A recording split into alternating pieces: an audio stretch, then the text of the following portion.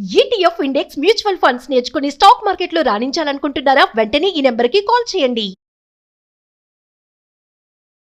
నమస్తే అమ్మా. నమస్తే అమ్మా. అమ్మ, మాసాలన్నింటిలో మార్గశిర మాసం తనకి చాలా ఇష్టమని, ఈ మాసంలో తాను ఉంటానని విష్ణువే స్వయంగా ప్రకటించారు కదమ్మా. అవునమ్మా.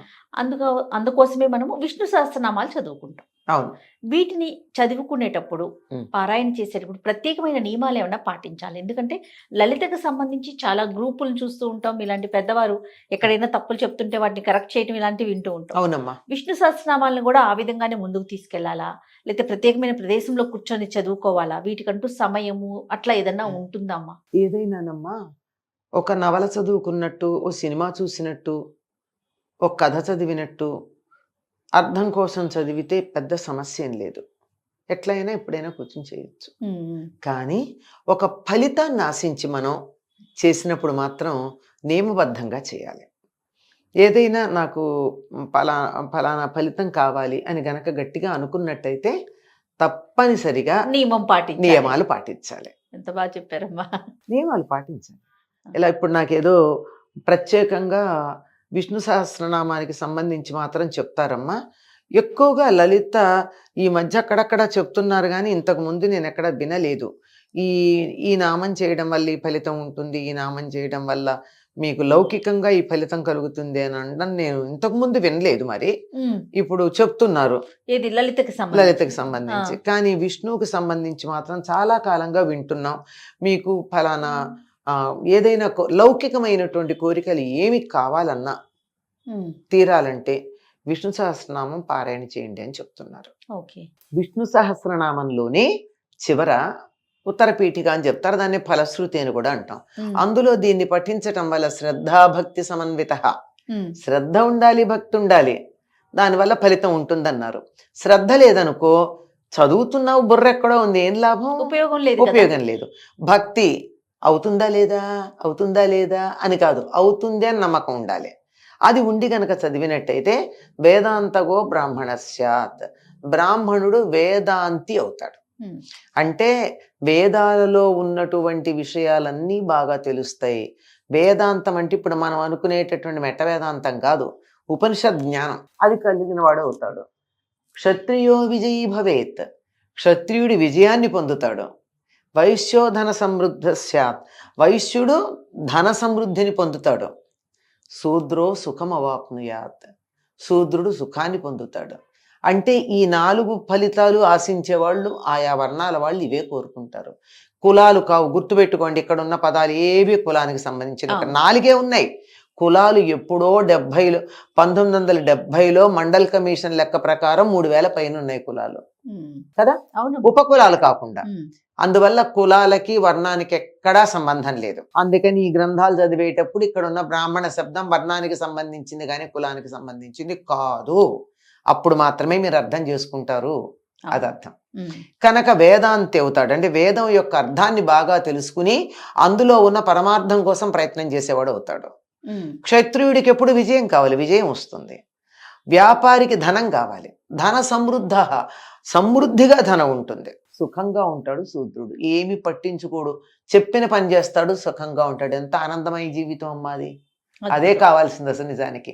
అలాగే ధనార్థి ధనమవాప్నుయాత్, సుఖార్థి సుఖము అంటే ధనం కావాల్సిన వాడు ధనం, సుఖం కావాల్సిన సుఖం, ప్రజార్థి సంతానం కావాల్సిన వాడికి సంతానం, ఇలా ఏది కోరుకుంటే అది, కీర్తి, ఇలాంటివన్నీ లభ్యమవుతాయని ఉంది. కనుక విష్ణు సహస్రనామ పారాయణ వల్ల ఇన్ని రకాల ప్రయోజనాలు ఉన్నాయి. అందుకని ఎక్కువ మంది విష్ణు సహస్రనామ పారాయణ చేయడానికి ఇష్టపడతారు. పైగా విష్ణు సహస్రనామం చదవడంలో పెద్ద ఇబ్బంది ఉండదు. ఎక్కువగా దోషాలు పోయే అవకాశం కూడా తక్కువ. అంటే మనకు ఉచ్చారణ చేత కాకపోతే తప్ప ప్రత్యేకంగా ఈ రోజుల్లో శ్రీ అంటున్నారు, శ్రీ ఎక్కడి నుంచి వచ్చిందో నాకు ఎప్పటికీ తెలియదమ్మా. చాలా మంది కోపం వస్తుంది, కానీ మళ్ళీ చెప్తున్నాను నేను, శ ష స అని 3 ఉన్నాయి తెలుగులో, సంస్కృతంలో కూడా ఉన్నాయి. శ లేదు కొన్ని ప్రాంతాలకి, కొన్ని భాషల్లో. అట్లాంటి వాళ్ళు అయితే శ్రీ అంటూ ఉంటారు. వాళ్ళల్లాగా ఉన్న మనకెందుకమ్మా, శివ అని చక్కగా మెలికశాతో చెప్పగలిగిన మనం శివ అని ఎందుకనాలి? ఇంగ్లీష్ లో కుదించుకుంటారు ఏమో అనిపిస్తుందమ్మా. ఇంగ్లీష్ లో కూడా ఫొనెటిక్ లాంగ్వేజ్ లో చక్కగా ఉంటుందమ్మా. మామూలు ఎస్ రాస్తే స, సా పైన అపాస్ట్రఫీ పెడితే స, ఆ. ఎస్ పైన అపాస్ట్రఫీ పెడితే స, ఆ, ఎస్ కింద చుక్క పెడితే ష. ఆ, అంత క్లియర్ గా ఫొనెటిక్ లాంగ్వేజ్ లో ఉంది. ఇంగ్లీష్ వాళ్ళు కూడా ఒప్పుకున్నారు. వాళ్ళ భాషల్లో, భారతదేశంలో ఉన్న కొన్ని భాషల్లో స లేదు గనక వాళ్ళని చూసి అనుకరించవలసిన దరిద్రం మనకేమిటి? అవునమ్మా. మనది సంపన్నమైనటువంటి భాష.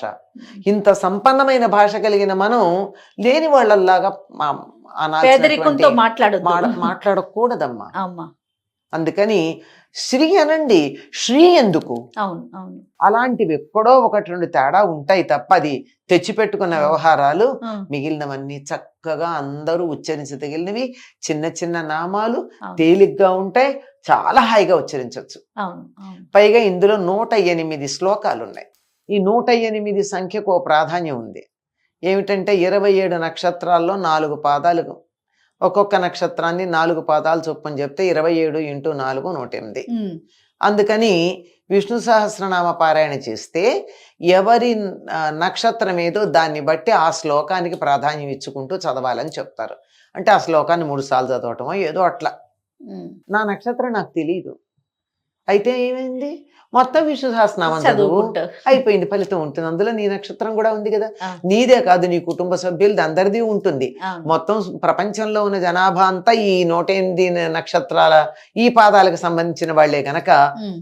అందరూ బాగుంటారు, అందులోనే కూడా మనం ఉంటారు. కూడా ఉంటాం. అంచేత విష్ణు సహస్రనామ పారాయణ విశ్వం విష్ణు అని మొదలవుతుంది. ఆ. ఈ విశ్వమంతా విష్ణువే, సర్వాంతర్యామి అయినటువంటి విష్ణుని నేను ప్రార్థిస్తూ ఉన్నప్పుడు సర్వాంతర్యామిగా ఉండేటటువంటి వాడు అందరికీ మేలు చేస్తూ అన్ని రకాలైన మేలు ఆయనలోనే ఉంది కనుక నాకు కావాల్సిన మేలు నాకు చేస్తారు. అమ్మ, ప్రత్యేకమైన అంటే ఉదయం చదువుకోవాలి, సాయంత్రం చదువుకోవాలి, ఇట్లా ఏదైనా నియమం ఉందమ్మా విష్ణు సహస్రనామాలు పఠనం చేసేటప్పుడు? ఏదైనా సరే పఠనం చేసేటప్పుడు పూజలు, జపాలు, ధ్యానాలు ఇలాంటివి చేసేటప్పుడు ఉదయం నుంచి మధ్యాహ్నం 12 లోపల చేయాలమ్మా. 12 మళ్ళీ చేయదలుచుకుంటే 3:30, 4 గంటలకు మొదలుపెట్టి రాత్రి 7:30, 8 ఆ ప్రాంతాల దాకా చేస్తారు. ఇది సామాన్యమైనటువంటి గృహస్థులందరూ చేయాల్సిన నియమం. ఉమ్.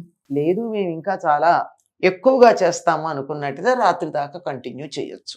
అఖండ నామాలు అట్లాంటివి ఏమైనా ఒక దీక్షగా పెట్టుకుని అఖండ విష్ణు సహస్రనామ పారాయణ ఇలాంటివి పెట్టుకుంటారు కదా, ఉమ్. అట్లా చేస్తే చెయ్యొచ్చు.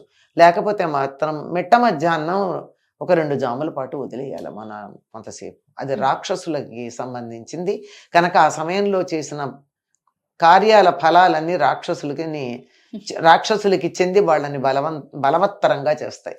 వాళ్ళు ఎక్కువ బలం పొందితే మనకి ఏం లాభం అమ్మా. అవును.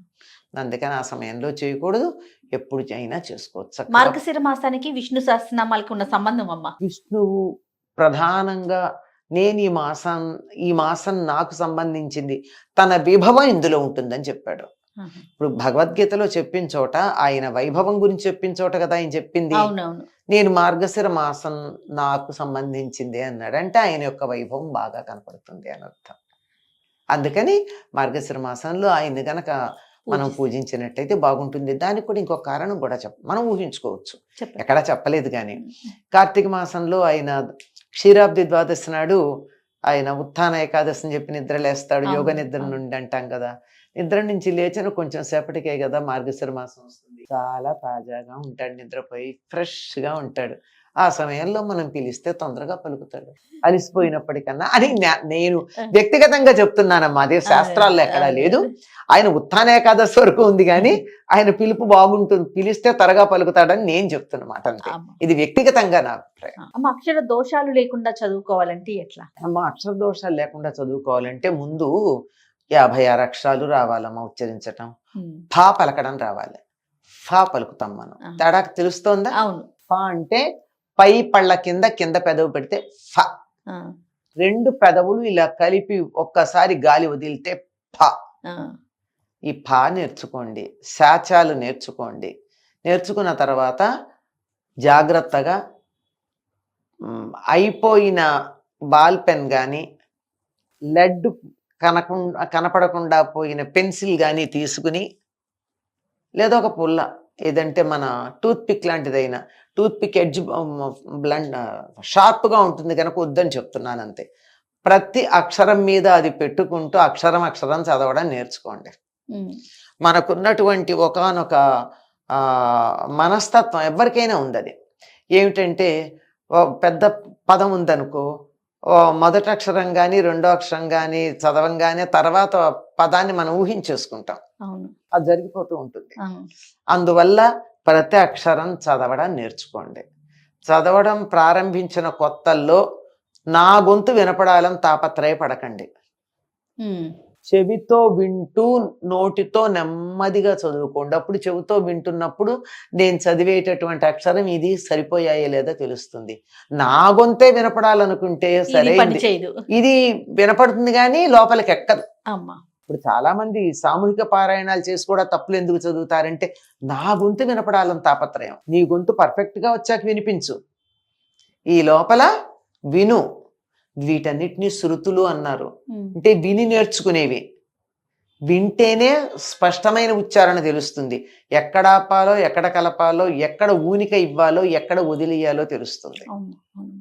ఎందుకమ్మా మనకి అసలు ఎంఎస్ సుబ్బలక్ష్మి గారు విష్ణు సహస్రనామాలు ఆ తల్లి గొంతుతో విన్నాము అంటే జన్మ ఆవిడ గొంతు పెట్టుకుని, ఆవిడది గట్టిగా పెట్టుకుని, మనం పైకి అనకుండా పుస్తకం ఎదురుగా పెట్టుకుని అక్షరం అక్షరం మీద నేను చెప్పినట్టు పెన్సిల్ పెట్టుకుంటూ ఒక్క వారం రోజులు అభ్యాసం చెయ్యండి, చక్కగా వచ్చేస్తుంది.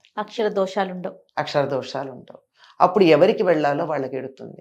నేను కొన్ని వందల సార్లు చెప్పా, మళ్ళీ చెప్తున్నా. నాకు మళ్ళీ చెప్పడం మామూలుగా ఇష్టం ఉండదు, కానీ కొన్ని తప్పవు. ఏమిటంటే మన ఈమెయిల్ ఐడిలో ఒక కామా కానీ, ఒక హైఫన్ కానీ, ఒక చుక్క కానీ తప్పు పెడితే ఎవరికి వెళ్ళాలో వాళ్ళకి ఎడుతుందా? పెడుతోంది కదా. మరి అట్లాంటిది మనం దోషాలు చేస్తే మన అప్లికేషన్ ఎవరికి వెళ్ళాలో వాళ్ళకి ఎడుతుందా? పక్కనున్న వాళ్ళ దగ్గరికే ఈమెయిల్ ఐడి వెళ్ళకపోతే పైలోకంలో ఉన్న పరమాత్మ అంటే సర్వవ్యాపి ఇక్కడ కూడా ఉన్నాడు, లేడనడం లేదు, లెవెల్స్ లో తేడా ఉంది కదా. పెడుతుందా? పర్ఫెక్ట్ గా వెళ్ళాల్సిన చోటికి వెళ్ళాలంటే తప్పులు లేకుండా చదవాలి. ఇది నేను అందరికీ కొన్ని వందల సార్లు చెప్తా, మళ్ళీ చెప్తున్నా, అవసరమైతే ఇంకో కొన్ని వేల సార్లు చెప్తా. అంతదాకా ఎందుకమ్మా? రికార్డు చేయడానికి ముందు విష్ణు సహస్రనామం రికార్డ్ చేయమని అడిగితే ఎవరమ్మా? ఎంఎస్ సుబ్బలక్ష్మి గారు. ఆవిడ సంస్కృత పండితుడి దగ్గరికి వెళ్ళి తన ఉచ్చారణ సరి చేసుకుని, ఎందుకంటే తమిళ ప్రాంతం వాళ్ళు కదమ్మా, ఎక్కడన్నా చాకి జాపలికి కాకి గాపలికి ప్రమాదాలు ఉంటాయి కదా. అందుకని వెళ్ళి కరెక్ట్ చేసుకుని, ఆవిడ దగ్గర అట్లాంటివి ఏం లేవులేండి. ఇన్ని త్యాగరాయ కీర్తనలు, ఇన్ని అన్నమాచార్య కీర్తనలు పాడారు, ఎక్కడ లేదు. అయినా సరే వెళ్ళి సరి చేసుకుని కంచి పరమాచార్య వారికి వినిపించి ఆయన ఇది సరిగ్గా ఉంది అన్నాకే ఆవిడ ఉచ్చారణ దోషాలు లేకుండా చదివారు. అందుకమ్మ ఆవిడ మహానుభావురాలు, ప్రాతస్మరణీయురాలు. ఆవిడని తలుచుకోవాల్సిందే. భజగోవిందం కానీ, విష్ణు సహస్రనామం కానీ, ఇంకా మిగిలినటువంటి అనేకమైనటువంటి స్తోత్రాలు కానీ ఆవిడ గొంతుతో వింటే నిజంగా మనం ఉద్ధరించబడతాం. అంత వినిపించదు. నిజంగా ఒక గంధర్వలోకంలో నుంచి వచ్చి మనందరినీ ఉద్ధరించటానికి గాంధర్వ మార్గంలో అందరూ మోక్షం వైపు పయనించటానికి మార్గం వేసిన మహానుభావురాలు ఆవిడ. ఆ ముఖంలో ఆ పవిత్రత గాని, ఆ ప్రశాంతత గాని, ఆ హాయి గాని ఎలా ఉంటుందంటే అట్లా ఉంటుంది. ఇది ఈ విషయమే కాదండి, ఆవిడ జీవిత చరిత్రలో కొన్ని విషయాలు చూస్తే అంత నిజాయితీగా, అంత గొప్పగా జీవించటం మాతృలకు సాధ్యమవుతుందా అనిపిస్తుందండి. ఆవిడ జీవితంలో కొన్ని ఘట్టాలు అద్భుతం. అటువంటి ఆవిడ పేరు తలుచుకుంటే కూడా చాలా జన్మధన్యం. ఈనాటికి కూడా అందుకే తమిళనాడులో పట్టు చీరల్లో ఒక రంగుకి ఎంఎస్ బ్లూ అని పేరు పెట్టుకున్నారు. ఆవిడ తరచుగా ఆ రంగు చీరల్లో కనపడుతుంది. ఒక రకమైన నీలం రంగున్న పట్టు చీరల్లో తరచుగా కనపడుతుంది. అందుకని ఆ రంగుకే ఎంఎస్ బ్లూ అని పేరు. ఎంతగా మనుషుల్ని ప్రభావితం చేసినటువంటిది. పాండిత్యం ప్రభావితం చెయ్యదమ్మా, వ్యక్తిత్వం ప్రభావితం చేస్తుంది. పాండిత్యం సంపాదించవచ్చు, వ్యక్తిత్వం చాలా కష్టం పెంపొందించుకోవడం. సహజంగా ఉండాలి, దానికి కొంత సాధన ఉండాలి. అద్భుతమైనటువంటి వ్యక్తి. ఈ సందర్భంగా ఆవిడ్ని గుర్తు చేసుకున్నామంటే మన జన్మధన్యం. చాలా సంతోషం. నమస్తే.